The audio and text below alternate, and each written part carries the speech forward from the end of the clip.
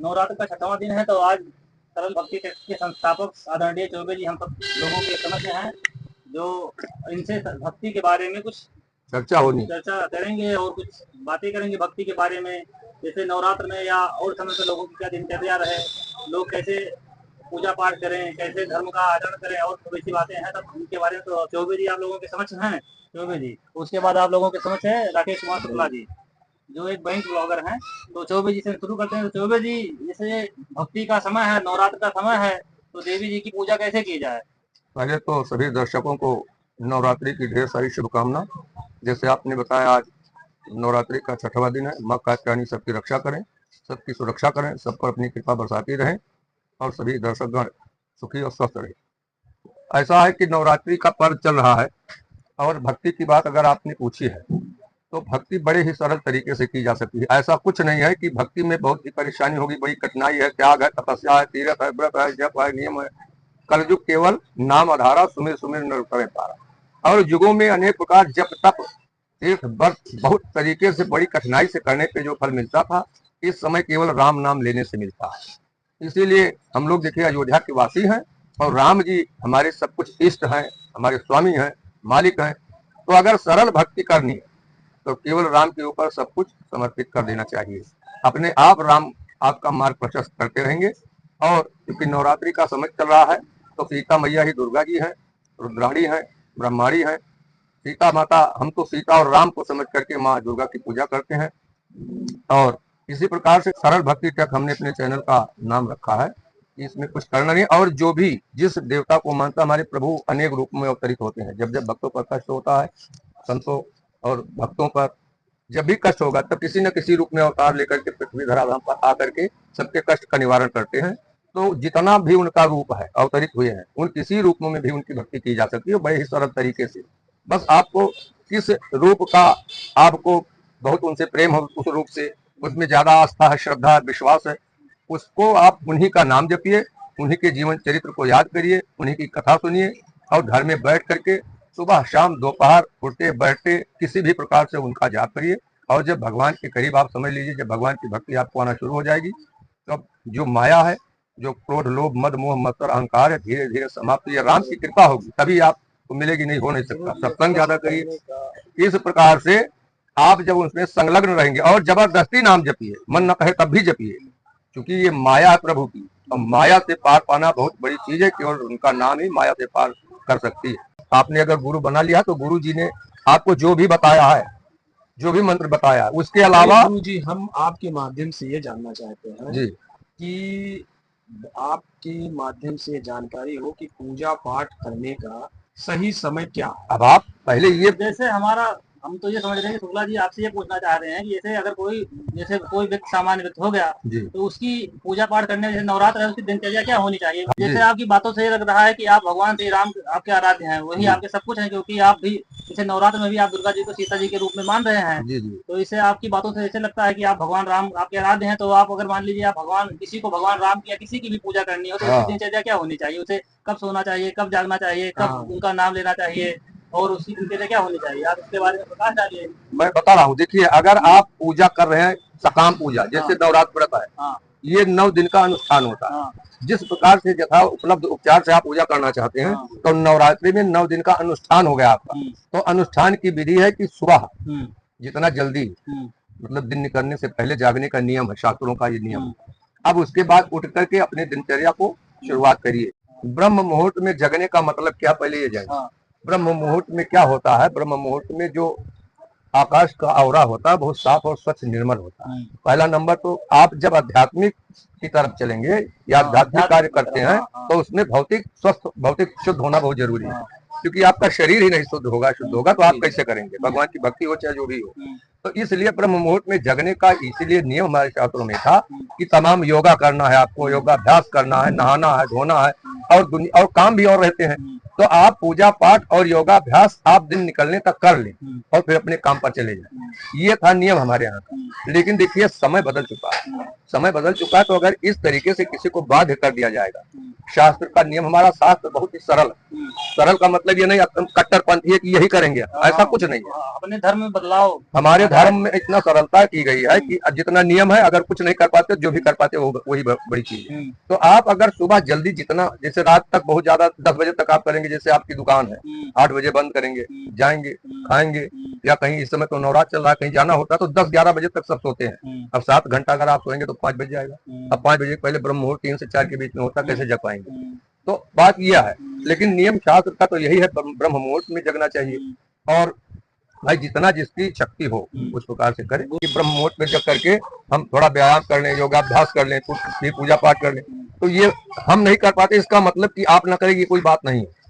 आप करिए जो कर पाते हो। अगर करना चाहते हैं ब्रह्म मुहूर्त में, जैसे ब्राह्मणों का काम था, वो ब्रह्म मुहूर्त में जगते थे, अंधेरा था उसमें नहा धोकर पूजा पाठ कर लेते थे। और देखिए विद्या का अध्ययन करना, अध्ययन कराना, दान लेना, दान देना, यही सब उनका काम था। अगर आप कर पाते हैं तो अच्छी बात है। कोई जरूरी नहीं है कि पूजा पाठ ब्रह्म मुहूर्त में ही नहीं जरूरी, अगर आपको कोई अनुष्ठान विशेष रूप से दिया गया है तो आपको तो, चूंकि अनुष्ठान टेक्निकल तकनीकी से होता है, ऐसा नहीं है कि जब मर्जी तब करते रहे, जो मर्जी तो करना नहीं हो पाएगा। अनुष्ठान में समय का अनुष्ठान में समय का ही नहीं बाउंडेशन, उसमें विधियों का भी बाउंडेशन है। अगर आपको अभीष्ट फल की प्राप्ति लेनी है, जैसे आपने किसी चीज के लिए मनोकामना की है कि मैं नवरात्रि में ऐसा पूजा करूंगा, माता जी हमारी ऐसी कृपा करना, ये काम पूरा कर देना, तो आपको जिस विधि से लिखा गया वो करना पड़ेगा। लेकिन अगर माता जी को समर्पित करके आपको भक्ति करनी है तो कोई बाउंडेशन नहीं, भक्ति में कोई बाउंडेशन। जैसा कि हम ये पूछना चाहते हैं, जैसे कोई अगर ब्राह्मण हो, किसान हो, तो उसकी दिनचर्या कैसे रहनी चाहिए? तो देखिए उसमें ऐसा है, जिस प्रकार से किसानी में आपको सुविधा मिले, ब्राह्मणत्व का पालन जितना ज्यादा हो सके चाहिए, अच्छी बात। और उसका कोई ये नहीं है कि नहीं 5 बजे जगना तो 5 बजे तक आप काम कर रहे हैं, या आप गन्ने की सिंचाई कर रहे हैं, गेहूं की सिंचाई कर रहे हैं, आप ही को करना।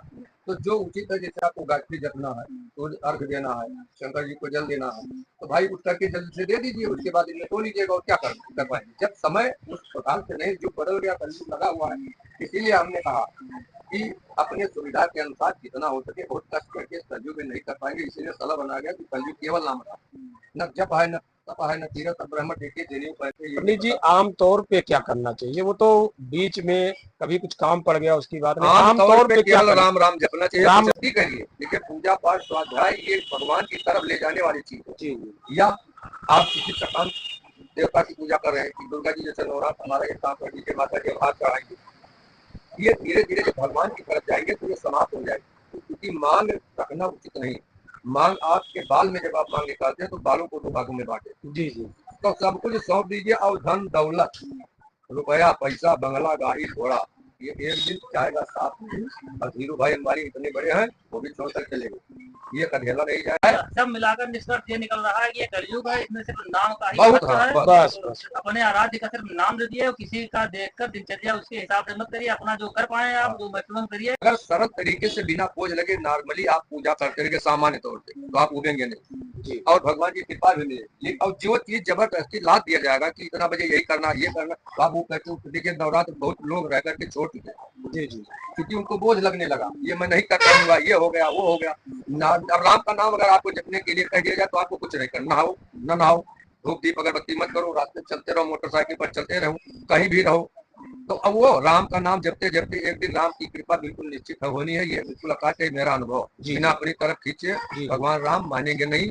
जबरदस्ती जपो, चाहे जिस प्रकार से जी भाव कुभाव अनख जपत मंगल। प्रेमानंद महाराज जी कह रहे थे प्रातः काल 5 बजे उठना चाहिए, वो किस बात पर बात कर रहे थे, वो पहले पूरी बात उनकी सुनी जी। अगर 5 बजे उठने की कोई बात रही, लेकिन अगर 2 बजे ड्यूटी करके कोई आया है मेहनत कष्ट काम करके या मजदूरी लेबर के तरीके से, तो वो 5 बजे उठकर कैसे कर पाएगा बताइए? वो जी नहीं लगेगा, उसका ध्यान नहीं लगेगा जी। तो इस प्रकार से सबको एक तराजू में तौल देना उचित नहीं है, दुनिया भी देखनी चाहिए। लेकिन मजदूर आदमी राम का नाम जपने के लिए अधिकारी नहीं है, बिल्कुल तो दिन भर मेहनत किया तो 5 बजे उठ के कहाँ चप्पल ला बोलिए हमको। तो ऐसी चीज नहीं करनी जो सबके लिए सर्व रूप से सर्वमान्य, वो बतानी चाहिए। वो सरल राम का नाम किसी भी तरीके कहीं भी किसी भी समय जबकि कुछ उसका समय और नियम कायदा कुछ है ही नहीं, इसीलिए केवल नाम उधारा और सुबह सुबह करे पारा। अब ये शरीर आपको मिला किस लिए? रामचरित मानस हम तो कह रहे हैं कि सबके घर में एक रामचरित मानस पुस्तक होनी जरूरी है, और उसको एक चौपाई रोज पढ़िए, ज्यादा समय नहीं, एक चौपाई केवल पढ़ लीजिए रोजाना। 360-65 चौपाई आप पढ़ेंगे तो आपका ये मानव तन बड़ा दुर्लभ। हाँ, ऐसे नहीं मिला है। इसको आपने भगवान से विनती आपने किया है कि आपके अलावा किसी की पूजा नहीं करूंगा।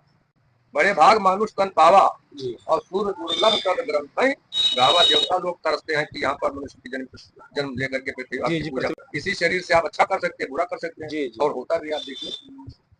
और आप सबसे आप पहले मानुष तन में है, उसके बाद ब्राह्मण के खानदान में है, कुल में है, उसके बाद उच्च कोटि गर्भ गौतम में आप ब्राह्मण के घर के ब्राह्मण है। आपको तो क्या बताना है। ठीक है गुरु जी, पांडे जी के चैनल पर आपने इतना समय दिया, इसके लिए आपको बहुत बहुत धन्यवाद। आप लोगों ने मुझको बुलाया, ये प्लेटफॉर्म दिया, और अगर हमारे बातों से सब सहमत हैं तो ठीक है, इसको शेयर करें, लाइक करें और चैनल को सब्सक्राइब कर लें। और अगर कोई बात उनको इसमें लगा हो कि ऐसा नहीं ऐसा है तो कमेंट में लिख दें कि आपने ऐसा कहा है, ये ऐसा होना चाहिए, और जो भी पूछना चाहते हो वो कमेंट में लिखें कि इसकी जानकारी दी जाए। बहुत बहुत धन्यवाद। सब बात पर निष्कर्ष यह निकला है कि हम सब अयोध्यावासी और हमारे सबके आराध्य हैं भगवान श्री राम। तो हम सबका अपने आराध्य के भगवान श्री राम जाके क्यों हो जाकर ये आपके आराध्य सबके अपने राम अपने आराध्य के तो नाम ले भी भक्ति है बस। तो वहाँ स्थित परिस्थित समय दोनों प्रकार के दोनों बाउंडेशन नहीं है। तो अगर मन कहा तीरथ व्रत जब तब देशाटन और पूजा पाठ करें, ये हमारा सनातन धर्म है, कुछ भी कर सकते हैं। और अभीष्ट फल की प्राप्ति के लिए, भौतिक प्राप्ति के लिए तमाम विधाएं वो करें, लेकिन भगवान से जुड़ने के लिए, भगवान से कनेक्ट होने के लिए जो भी अवतार भगवान का पसंद हो उन्हीं का जीवन पढ़ना, उनकी कथा पढ़ना, उनका नाम ज्यादा से ज्यादा जपना, जिनके भी प्रति श्रद्धा हो, जो भी जिस अवतार के बारे में उनको जपे। बाकी और सनातन धर्म में तमाम चीजें लिखने कर सकते हैं। अच्छी कथा है, भागवत है, प्रवचन है, और सत्संग है, तीर्थ है, व्रत है, मंदिर दर्शन है, और तमाम लंगर है, भोजन है, कराएं, अच्छी बात है, पुण्य मिलेगा। और उनको देखिए कर्म आपके साथ रहेंगे। अच्छे कर्म करेंगे आप सोने की जंजीर से जकड़े जाएंगे, बुरे कर्म करेंगे लोहे की जंजीर से जकड़े जाएंगे। जब तक कर्म भूमि है, संसार है, तब तक कर्म पीछा छोड़ेगा नहीं, और पुनर्जन्म निश्चित है। तो आप जो कर्म करोगे वो आपको फल मिलेगा। जी। और भक्ति आपको बस राजा श्री रामचंद्र जी से किसी ने पूछा था, वशिष्ठ जी से। तो वशिष्ठ जी ने, राम जी ने कहा कि आप मांग लो जो मांगना हो। तो वशिष्ठ जी ने क्या कहा, अर्थ न धर्म न काम रुचि, और गति न चाहूं निर्वाण जी, और जन्म जन्म रतिदान कर यह वरदान न। अर्थ न धर्म, न धर्म से मतलब है, न अर्थ से मतलब है, न काम मतलब कामना से मतलब है, और गति निर्वाण मतलब मोक्ष भी हमको नहीं चाहिए जी, कि मोक्ष हो जाए फिर जन्म। मोक्ष कुछ समय के लिए होता है, उसके बाद जब मोक्ष की तपस्या आपकी पूर्ण हो जाएगी तो आपको धकेल दिए जाएंगे। और गति न चाहूं निर्वाण, जन्म जन्म हर जन्म जन्म और हर जन्म में राम जी की चरण, भगवान श्री राम के चरण में भक्ति सबसे सरल भक्ति राम की। और तमाम अवतार है वो करें, आस्था श्रद्धा जो भी करें, लेकिन राम से जुड़ने के बाद राम ने कहा अंगद से जाकर के कह दो कि इतना उसने दुष्टता की है, लेकिन शरण में आ जा, तुम्हें क्षमा कर। उसमें लिखा हुआ लाखों करोड़ों ब्राह्मणों की हत्या किसी को लगी हुई हो और मेरे शरण में आ जाए तो मैं उसको क्षमा कर दूँ। तो राम जैसा क्षमा दया कृपावान कोई देवता नहीं है, और सरल भक्ति है। बाकी जिसकी इसमें आस्था हो, श्रद्धा हो, विश्वास हो, भरोसा हो, उसकी भक्ति करिए, लेकिन उसी की करिए। ये जान लीजिए कि उसी में संसार समाया, इधर उधर दौड़ने की आवश्यकता नहीं। बाकी और सब देवताओं की पूजा करें, माने, बस उन्हीं का स्वरूप माने, यही बात है। जय श्री सीताराम, जय माता दी। भगवान सबकी रक्षा करें और अपने चरणों की भक्ति प्रदान करें। सब सुखी स्वस्थ निरोगी हो, सर्वे भक्त सर्वे संत निरामय हो, सर्वे भद्राण पश्यन्तु मां कश्चित् दुःख भाग्यं। जय श्री सीताराम, जय।